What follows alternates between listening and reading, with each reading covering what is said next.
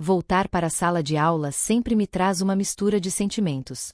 Há algo de mágico em ver as carteiras alinhadas, os cadernos novos, os olhares curiosos dos alunos entrando pela primeira vez. Depois de tantos anos lecionando, ainda sinto aquele frio na barriga no primeiro dia de aula.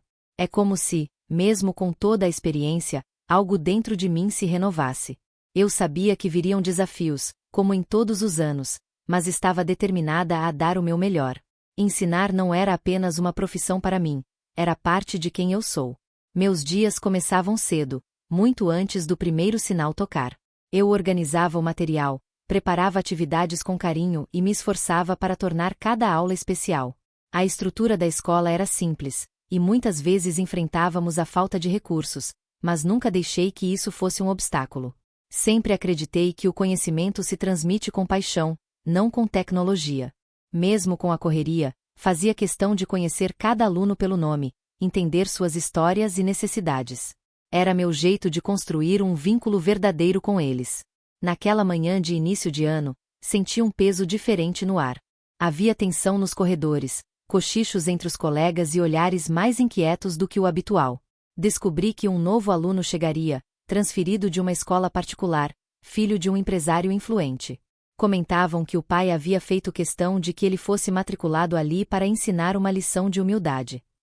Mas pelas histórias que ouvi, parecia que quem mais precisava aprender era o próprio pai. Eu sabia que não seria fácil, mas não imaginava o que estava por vir. O primeiro encontro com meus novos alunos foi caloroso. Apresentei-me com um sorriso, contei um pouco da minha trajetória e deixei claro que todos ali teriam espaço para crescer. Quando o novo aluno entrou na sala, percebi de imediato seu olhar desafiador. Ele não parecia impressionado com nada, apenas se jogou na cadeira, como se estivesse ali contra a vontade. Tentei me aproximar, ser acolhedora, mas fui recebida com indiferença. Respirei fundo e continuei a aula, sem me deixar abalar. Ainda era cedo para julgar. Os primeiros dias foram desafiadores. O novo aluno interrompia a aula, zombava de colegas, e demonstrava um comportamento provocativo constante. Mesmo assim, me mantive firme, tentando entender o que se passava por trás daquela postura. Em reuniões entre professores, muitos já estavam exaustos com ele, mas eu acreditava que havia algo mais por trás daquela rebeldia. Ele carregava uma raiva silenciosa, e aquilo me inquietava. Não podia desistir tão fácil, mesmo que já estivesse sendo testada além do normal. Mesmo com todos os obstáculos, continuei acreditando que o respeito se conquista com paciência e firmeza. Meu compromisso era com todos os alunos, inclusive os mais difíceis.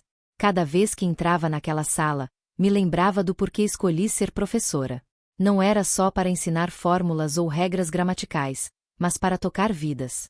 E eu sabia que, mesmo sem perceber, aquele garoto já estava mudando a minha de alguma forma.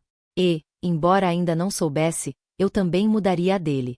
A cada dia que passava, tornava-se mais evidente que o novo aluno não queria estar ali. Ele chegava atrasado, sem material, e fazia questão de interromper a aula sempre que possível. O tom de voz era desafiador, e muitas vezes usava palavras ríspidas para se dirigir a mim. No começo, achei que era apenas uma fase de adaptação. Mas logo ficou claro que ele tinha prazer em provocar, como se testasse até onde eu aguentaria. Eu não gritava, não perdia a postura. Minha estratégia era mostrar que respeito se constrói no exemplo. Certa manhã, durante uma atividade em grupo, ele empurrou a cadeira de um colega e causou uma pequena confusão. Quando me aproximei, ele disse em alto e bom som que eu não tinha autoridade para mandá-lo calar. A sala silenciou, e todos os olhares se voltaram para nós. Senti um calor subir pelo meu rosto, mas mantive a serenidade. Pedi que saísse da sala e procurasse a coordenação. Ele riu e disse que não adiantava reclamar, porque o pai dele resolveria tudo. Foi ali que entendi com quem estava lidando. No fim do dia, fui chamada pela coordenação. O pai do aluno havia feito uma ligação, furioso com a minha atitude. Segundo ele, seu filho estava sendo perseguido e maltratado por uma professora despreparada. Eu ouvi aquilo em silêncio, tentando entender como a verdade podia ser tão distorcida. O coordenador, visivelmente desconfortável, sugeriu que eu tivesse mais jogo de cintura. Saí da sala com o coração apertado, sentindo-me impotente. Era como se, de repente, tudo o que eu fizera com tanto zelo tivesse sido colocado em dúvida. Nos dias seguintes, a tensão aumentou. O aluno se sentia ainda mais livre para agir como quisesse, como se estivesse protegido por um escudo invisível. Meus colegas começaram a comentar, alguns com pena, outros com receio. Diziam que o pai dele era influente, amigo de políticos e empresários da região. Comecei a perceber que, mais do que uma questão disciplinar, havia um jogo de poder em curso. E eu estava no meio dele. Nunca me senti tão sozinha, mas ainda assim, não recuei.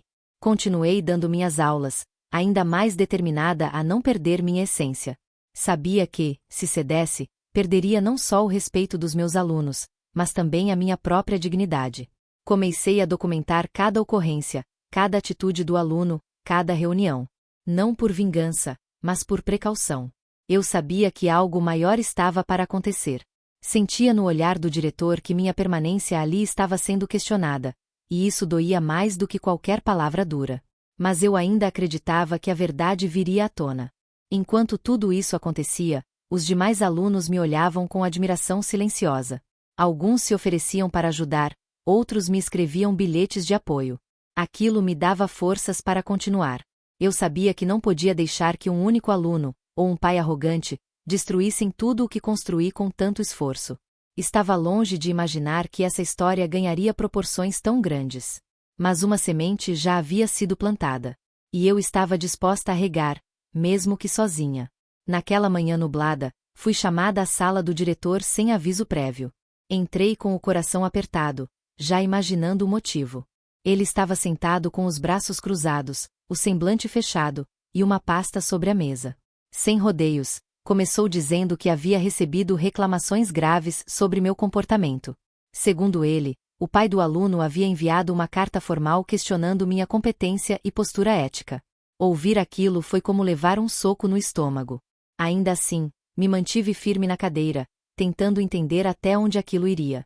O diretor folheou papéis como se buscasse reforçar sua posição. Em tom ríspido, disse que a escola não podia se dar ao luxo de perder alunos por causa de conflitos pessoais. Era evidente que ele estava mais preocupado com a imagem da instituição do que com a verdade. Tentei argumentar, mostrando os registros que vinha fazendo, relatando os episódios em sala. Ele mal olhou. Disse que o pai do menino era uma figura importante, e que a situação exigia cautela diplomática. Em outras palavras, eu deveria me calar e aceitar. Ao perceber que nada do que eu dizia era levado em conta, uma sensação de injustiça tomou conta de mim. Perguntei se ser professora dedicada, pontual e respeitosa agora era um problema. O diretor apenas me olhou e disse que às vezes precisamos ceder, mesmo quando temos razão. Aquilo me fez estremecer. Senti um nó na garganta, mas não deixei que as lágrimas caíssem. A humilhação não era só pelo conteúdo da conversa, mas pela forma como fui tratada. Como se minha voz não tivesse valor. Como se eu fosse descartável. Saí da sala tremendo, tentando esconder o abalo. No corredor, alguns colegas me olharam com pena, outros desviaram o olhar. Ninguém se aproximou. Eu entendi o recado, não podia contar com ninguém ali dentro. Aquela sensação de isolamento foi cruel. Pensei em ir embora, pensei em desistir. Mas, ao chegar na sala de aula e ver os alunos me esperando, percebi que não podia abandonar tudo assim. Respirei fundo, entrei sorrindo, e comecei a aula como se nada tivesse acontecido. Mas por dentro, algo havia mudado. Durante aquela semana, os olhares dos alunos pareciam mais atentos, mais sensíveis. Era como se percebessem que algo estava errado, mesmo sem saber os detalhes. Um deles, discretamente, me deixou um bilhete sobre a mesa. A senhora é a melhor professora que já tive. Não desista da gente.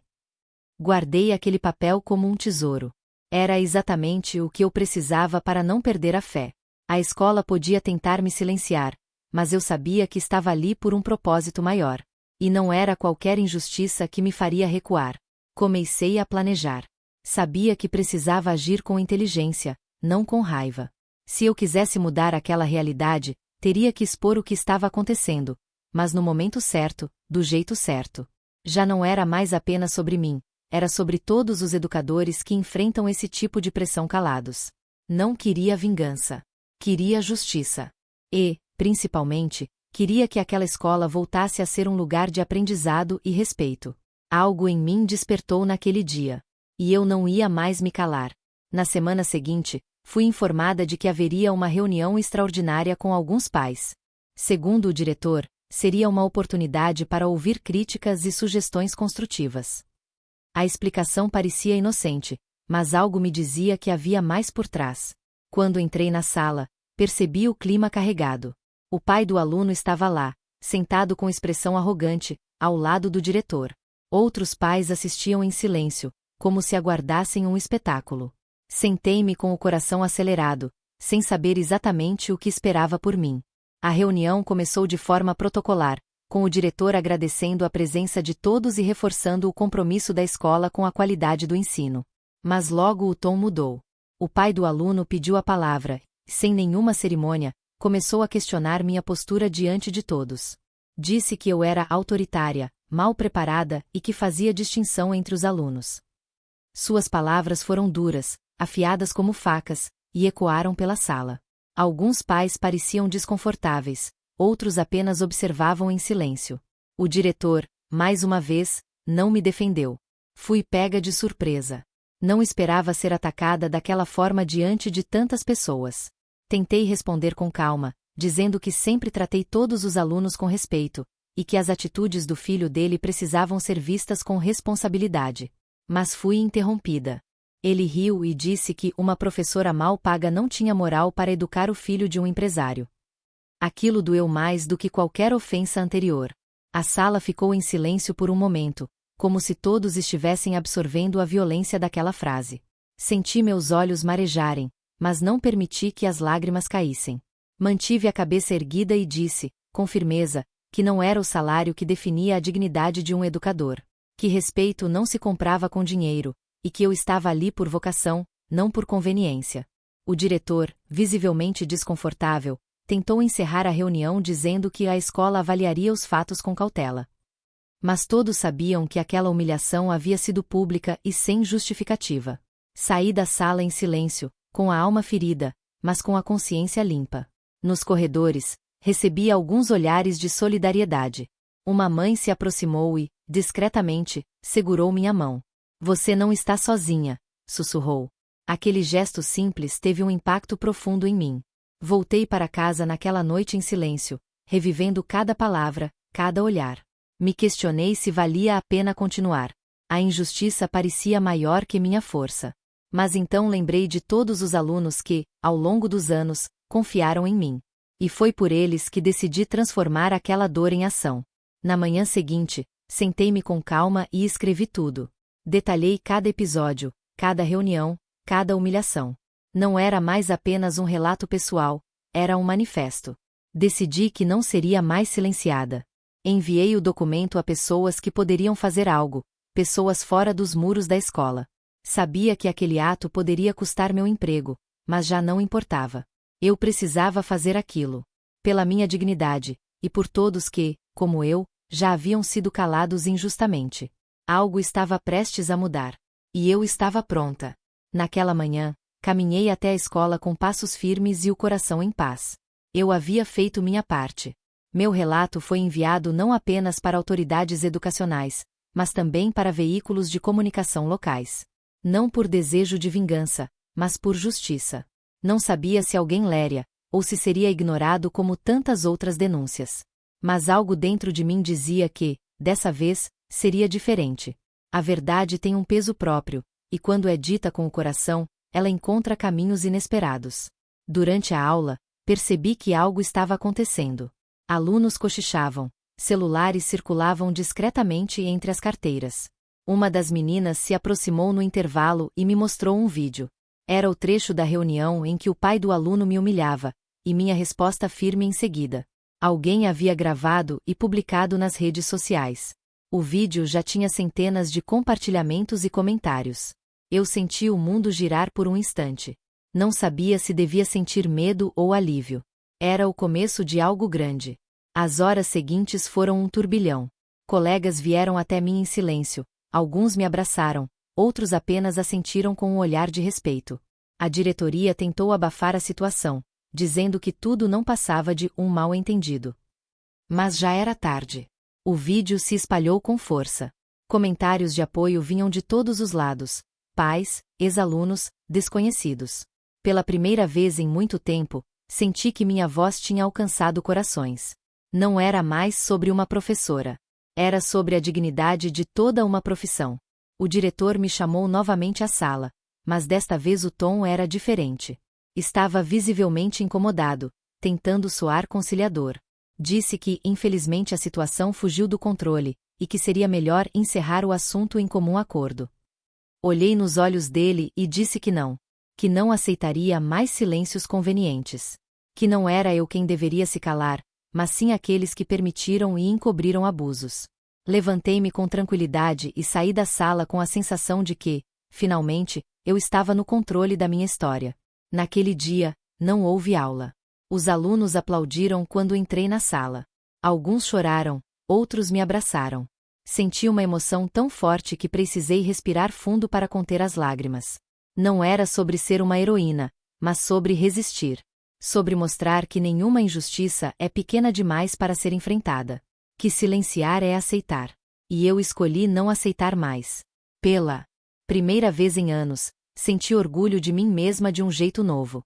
Um orgulho que vinha da coragem de me manter de pé mesmo quando tudo me empurrava para o chão. Voltei para casa com mensagens de apoio no celular, e-mails de jornalistas querendo entrevista, e telefonemas de pessoas que eu nem conhecia. Meu gesto simples havia tocado muitos. A cidade inteira comentava. Era como se, de repente, eu tivesse acendido uma luz num lugar onde todos estavam acostumados com a escuridão. E eu sabia, a luta estava apenas começando. Mas agora eu não estava mais sozinha. E isso fazia toda a diferença. Na manhã seguinte, acordei com o telefone tocando sem parar. Uma emissora de televisão havia lido meu relato e queria me entrevistar ao vivo. A princípio, hesitei. Nunca busquei fama, nem sabia como me comportar diante de uma câmera. Mas algo me dizia que eu precisava aceitar. Não por mim, mas por todas as vozes silenciadas como a minha. Aquela era uma chance de mostrar ao mundo o que tantas vezes é escondido entre os muros das escolas. Respirei fundo e disse sim. Meu coração batia forte, mas minha alma estava leve. Poucas horas depois, lá estava eu diante das câmeras. A apresentadora me recebeu com um abraço e me chamou de exemplo de coragem. Durante a entrevista, falei sobre a rotina de uma professora, sobre os desafios enfrentados em silêncio, e sobre a humilhação que sofri. Mas também falei sobre amor, sobre vocação e sobre a importância de não desistir. Ao final, citei uma frase que sempre me guiou: educar é um ato de esperança. Quando saí do estúdio, vi nos olhos da equipe técnica que minha história havia tocado fundo. Em poucas horas, o vídeo da entrevista se espalhou. As redes sociais explodiram em mensagens de apoio. Professores de várias regiões me escreveram contando suas próprias histórias de luta. Alguns diziam que nunca tinham tido coragem de falar, mas que agora se sentiam inspirados. Era como se minha dor tivesse se transformado em força coletiva. Pela primeira vez, percebi o alcance real de uma atitude simples. Não era mais sobre um caso isolado, era sobre um grito abafado que finalmente estava sendo ouvido. O pai do aluno também foi impactado. Começaram a surgir relatos de outras situações em que ele usou sua influência para intimidar profissionais. A máscara caiu. Ele tentou se justificar, dizendo que foi mal interpretado, mas já era tarde. A comunidade reagiu com firmeza. As famílias começaram a se organizar em apoio à escola e aos educadores. Muitos pais vieram me agradecer pessoalmente, dizendo que não sabiam do que acontecia nos bastidores. Era como se a cidade inteira despertasse de um longo sono de indiferença. O diretor, acuado, convocou uma nova reunião. Mas desta vez, o tom era de desculpas. Disse que havia falhado como gestor, que se deixou levar por pressões externas, e que a escola precisava mudar. Confesso que ouvir aquilo não apagou a dor, mas foi um começo. Aceitei suas palavras não como um perdão, mas como um passo em direção à reparação. E deixei claro, aquilo só era possível porque decidi não me calar. Porque, mesmo machucada, escolhi continuar lutando. Era um novo tempo que começava ali. Recebi convites para palestras, reconhecimentos públicos e até homenagens em eventos educacionais. Mas o que mais me emocionou foi o bilhete de um aluno, deixado sobre minha mesa. Agora a senhora é notícia, mas para nós, sempre foi heroína. Guardei aquele papel com carinho, como lembrança de que a verdadeira transformação começa dentro da sala de aula. A resposta que dei, com firmeza e dignidade, se tornou um símbolo. E eu sabia que, mesmo sem querer, havia feito história. Após a repercussão, minha rotina mudou. Já não era apenas uma professora comum, mas um símbolo de resistência. A visibilidade trouxe apoio, mas também pressões. Havia quem me admirasse, e havia quem me olhasse com desconfiança, como se eu tivesse ido longe demais. Em alguns momentos, me senti cansada, como se estivesse carregando mais do que deveria. Mas eu sabia que não podia parar agora. A coragem tem um preço, e eu estava disposta a pagá-lo se isso significasse inspirar outras pessoas a se posicionarem. A Secretaria de Educação enviou representantes para avaliar a gestão da escola. O diretor, diante da pressão pública, pediu afastamento por motivos pessoais. Foi substituído por uma coordenadora experiente, respeitada pelos colegas, que trouxe um novo clima para o ambiente escolar. Pela primeira vez em muito tempo, os professores se sentiram ouvidos. Reuniões passaram a ser espaços de diálogo, e não de medo. Senti que, aos poucos, aquele lugar voltava a ser o que sempre deveria ter sido, um espaço de aprendizado e respeito mútuo. O aluno, antes protegido por privilégios, teve que encarar as consequências de seus atos. A nova direção propôs acompanhamento psicológico e um plano disciplinar firme. No início, ele resistiu, claro. Mas aos poucos, sem o escudo do pai e sem o ambiente permissivo, começou a demonstrar mudanças.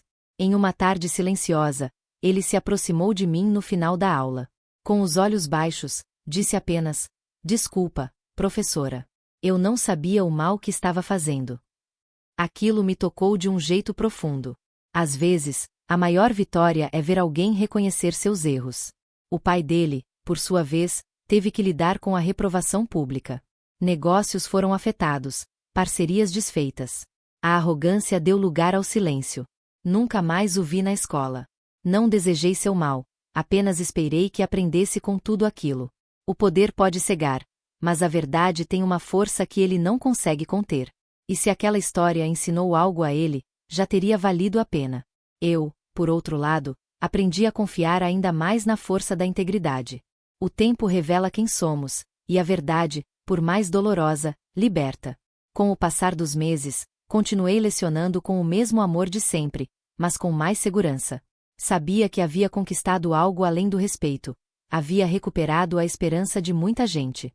Alunos, colegas, pais, todos pareciam mais atentos, mais unidos. A coragem de um gesto solitário havia criado uma onda de transformação. E embora eu nunca tivesse buscado isso, aceitei com gratidão o papel que a vida me entregou. Era como se eu tivesse reencontrado meu lugar, não apenas como professora, mas como agente de mudança. Voltar para casa ao fim de cada dia agora era diferente. Sentia um cansaço bom, o tipo que vem depois de uma batalha vencida com dignidade. À noite, ao olhar pela janela, pensava em quantas outras histórias como a minha estavam escondidas por aí. E desejava, do fundo do coração, que alguém, em algum lugar, tivesse coragem de também não se calar. Porque a verdade, quando é dita com amor, tem o poder de transformar até as estruturas mais duras. E eu era prova viva disso. O tempo passou, e a vida na escola foi ganhando novos contornos. As paredes antes frias pareciam mais acolhedoras, não porque haviam mudado fisicamente, mas porque o ambiente havia se transformado. Havia mais respeito, mais escuta, mais cuidado. Os alunos caminhavam pelos corredores com outra energia, e os professores voltaram a sorrir nos intervalos. Eu sentia que, de alguma forma, tínhamos conseguido restaurar algo que havia sido perdido, o sentido de comunidade. Era como se todos tivessem entendido que não basta ensinar, é preciso também proteger.